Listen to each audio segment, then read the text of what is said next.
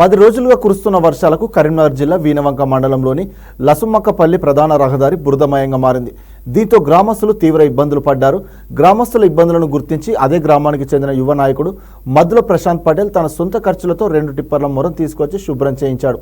గ్రామస్తుల అవసరాలను దృష్టిలో పెట్టుకుని రోడ్డు పనులు చేయించిన ప్రశాంత్ను పలువురు అభినందిస్తున్నారు.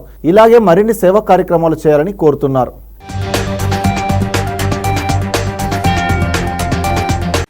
గత 10 రోజులుగా కురుస్తున్న భారీ వర్షాలకు మా గ్రామంలో ఒక 30 మీటర్ల నుంచి 40 మీటర్ల వరకు రోడ్డు ఖరాబ్ అయింది.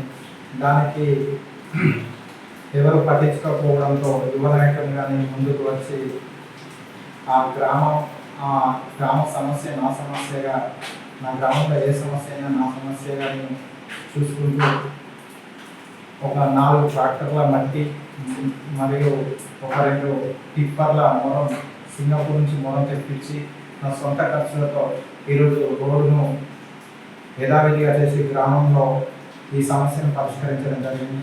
ఇలాంటి కార్యక్రమాలు మరెన్నో చేస్తానని మనస్ఫూర్తిగా కోరుకుంటూ నా గ్రామంలో ఉన్న ప్రతి ఒక్కరి ఆశీస్సులు నాపై ఉండాలని కోరుకుంటూ